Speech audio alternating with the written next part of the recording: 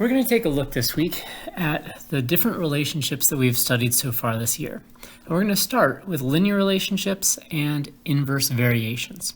We're going to take a look at the equations, their graphs, what a table will look like, and in the case of linear relationships, systems as well. The expectation is that you have mastered this material so far, but I understand it's been a while since we've done some of this stuff, and a little refreshing would never be a bad idea. The intent is, after this review, that you'll be able to answer any problems dealing with linear or inverse variations. So let's get started. Let's take a look at linear relationships in their equation form.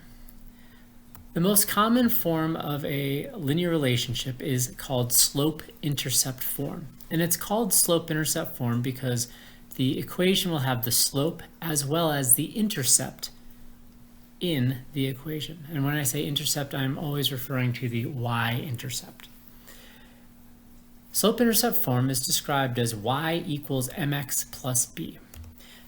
Now, hopefully, when I say y equals mx plus b, it's not something new to you. But I will tell you that when I was talking with freshman high school math teachers, they were saying that if a student has mastered y equals mx plus b and can solve problems, my students solve linear relationships, train track problems, that they will be able to get through high school math. So this is considered absolutely necessary in starting high school, y equals mx plus b, where m represents the slope of the equation. Now the slope is talking about how quickly the line is going up or down, or lack of going up or down. And slope is described as the rise over the run. Now the rise is the change in the vertical nature. How fast is it going up? How fast is it going down? And the run is talking about how far over. Rise over run. You have to, and so slope is almost always preferred to be given in a fraction form because it makes it easier to graph. B represents the y-intercept.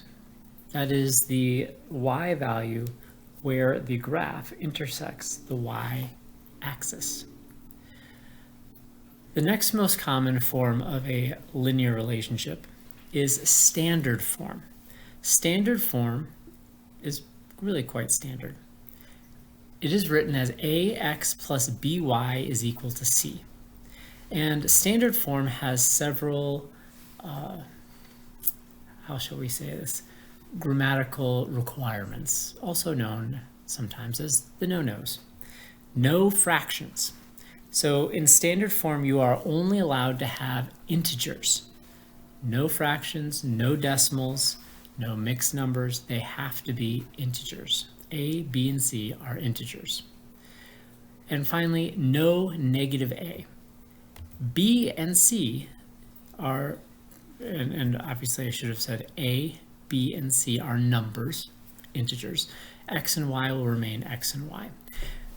B and C, these, the coefficient of B and the constant C can be as negative as they want to be. That's fine. But A, this AX piece must be positive. The last form that we did discuss briefly way back in September is called point slope form. And it is wicked helpful in finding the equation of a line when you have a point and the slope of the line. That's why it's called point slope form. Point slope form is given as y minus k is equal to m times x minus, so, oh geez, that should be h. I will change that. And actually, you may end up seeing it not as h and k, but x and y with subscripts to mark that it is a point. All right. It's always been h, right? All right. So there we go. Now, what is all this h and k stuff anyways? Well, here's what h and k represent. H and k represent a point on the line, thus the point, where the slope is still m. So m again is the slope, and the point that we're talking about is point h comma k. Finally, when we're finding the equation of a line with 2 points, now obviously if you have the slope in one point, you can just use this equation here. If you have the slope and the y-intercept, you would just use this. If you have a narrative, 9 times out of 10, the narrative word problem will lend itself well to ax plus by equals c. But sometimes you just get 2 points. Now, when you have 2 points, we're going to describe them as x1, y1. This is 1 point. This is the first x value, this is the first y value. The second point will be referred to as x2 comma y2. In other words, this is the second x value and the second y value. To find the slope, we would use the expression y2 minus y1, that is the change in the vertical nature of the points, that is the rise, divided by x2 minus x1, the change in the y, the run. So this little expression here will give you the slope with these 2 points. Once you have the slope, the absolute easiest thing to do is to pick one of the 2 points. It doesn't matter which one you pick. And use the slope that you found here and plug in the values for m, the slope, h, one of these x values, and then k, the corresponding corresponding y value. Then you can choose whether or not you want to simplify this into y equals mx plus b, or you can just leave it in point slope form and you'll be done. Now, how does this relate to a graph of a linear relationship? Ooh, look at that, that's pretty. So we have 3 lines here. We have a green line, we have a purple line, and we have a maroon line. So let's take a look at the diagonal green line, because this is what you're most used to seeing. So the slope, again, is the rise divided by the run. And the y-intercept is where the graph crosses the y-axis. So in this case, the y-intercept would be -2, because it is 2 spaces below 0, 0. The slope would be the rise 2 divided by the run 4. 2 over 4 is better known as 1/2. So if I'm looking at the diagonal line, we will have the equation y equals mx plus b, where the slope is the rise 2 over the run 4, which is equal to 1/2. So then we can plug in 1/2 into the equation for the y, for the slope. Then we can input the y-intercept. In this case, the y-intercept is -2. So we get the equation y equals 1/2 x minus 2. Bet you didn't see this magically appear. Amazing. Now, linear relationships can also show up as a horizontal line. In this case, this line is simply y equals 3. This y equals 3 is still following the convention of y equals mx plus b. Notice how this has no rise. In other words, it is not going up at all. Therefore, the rise is 0. Therefore, this whole line has a slope of 0. So it still has, so you could write it as y equals 0x plus 3, but 0x plus 3 is obviously easier to say as y equals 3. So the slope is 0, and so you just have y equals the y-intercept. Finally, this vertical line is expressed as x equals 4 because it is 4 spaces over, and all of the points along this line have an x value of 4. Now this equation is a little bit different because it does not follow y equals mx plus b at all. It has a very steep rise, but it has no run. Since slope is described as rise over run, if we have a run of 0, we end up with a mathematical impossibility. You cannot have 0 in the denominator. You cannot cut something into 0 pieces. Therefore, this vertical line has no slope.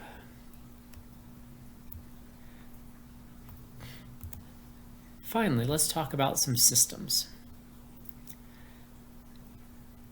and the table that was hidden in there. All right. A system of equations is when you have two equations that share variables that are graphed on the same grid. The solution to a system of equations is where the lines intersect. So if I look at this situation here, clearly the lines intersect in one place. And so the solution would be the coordinates of this point of intersection. And it has one solution. When you're talking about the parallel lines, they have the same slope. Notice how they have different y-intercepts, but they will never touch. Therefore, they have no solution. Finally, it's possible to have coinciding lines. In other words, two lines that are pretty much the same. And here you have a blue line, and then on top of the blue line, you have a yellow line. Now, this has an infinite number of solutions because a system of equations is where two lines intersect. And these two lines are intersecting everywhere. You can tell that two lines will be coinciding if they have the same slope and the same y-intercept. Finally, if we look at the table, it is fairly quick and easy to find the equation of a line in y equals mx plus b slope-intercept form by calculating the change in the y value, that's referred to as the rise, calculating the run value, that is the change in the x. So this has a rise of 3, a run of 2, therefore this has a slope of 3 over 2.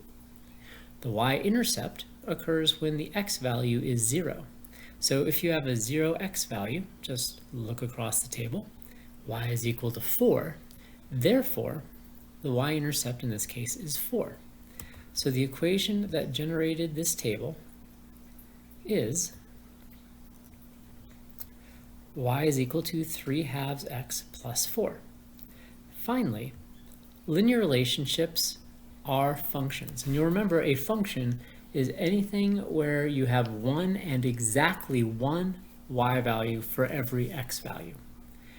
That is, if your graph passes the vertical line test. Or if you have a table, and this will be tricky, in a table, if you have repeating x values and the y value is different for each of them, that is a function. If I were to add an extra row here, and let's say I included the point, I'll make it red. If I included the point 2, 3, this would make our relationship no longer a function because 2 cannot equal 7 and 3 at the same time if it were a function. You're allowed to have one and only one y value for every x value. Now sometimes teachers will try to trick you. They do. And they may make a table that looks like this, where you have 2 listed twice in the x value, and they may ask you, is this a function? This is still a function because x is equal to 7 here, and x again is, when x is 2, y is 7, I'm sorry. In this case, when x is 2, y is still 7. Therefore, we still have the situation where every x value only has one corresponding y value, 7. So this is a function. If I were to change this number, now it is not a function. One of these relationships here is not a function. Which relationship is that? Oh, it's this vertical line. This vertical line fails the vertical line test. In other words, when x is equal to -4, y could be anything. That is definitely more than 1. So therefore, a vertical line is not a function. All right. Let's take a look at inverse variations very quickly. How are your notes going? The equation of a inverse variation is typically written as x times y is equal to k, or y is equal to k divided by x. Notice how k is showing up twice here. K is a constant. This k value will always be the same thing. So when you multiply x and y together, you will always get the same value. Oh, where k is a constant. Very nice, very nice. Now, let's look at the table.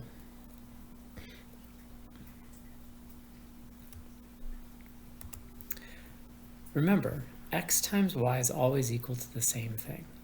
1 times 24, 24. 2 times 12, 24. 3 times 8, 24. 6 times 4, 24. Therefore, the equation to this relationship right here, this inverse variation, would simply be x times y is equal to 24. Inverse variations will be always going down. Now, we talked about how you can't have 0 in the denominator. So this is a variation where you will never have a y-intercept. So if you have a table that has a 0 in the x and in the y there is a number across from the 0, you know it's not inverse because this will never have a y-intercept. Now, if I were to make a graph, and I'm doing a 4-quadrant graph here, the inverse variation will show values in 2 and only 2 quadrants. And here's why. In this case, a positive times a positive is a positive. Here, a negative times a negative is also a positive. If k is positive, you can't end up with a negative constant. And the only way to get a positive constant is if you're multiplying the two signs together. Now, if k is negative, then your graph would be in quadrants 2 and 3. This is not a function because for every x value, there is one and only one corresponding y value. This is not a function because along the y-intercept or y-axis, there is no value for an x of 0. And remember, a function has to have one and only one corresponding y value. It has 0 at this point right here. So it is not a function. This is our review of linear relationships as well as inverse variations. Please, I hope that you had a chance to copy the notes down. And please move on to the assignment for the day.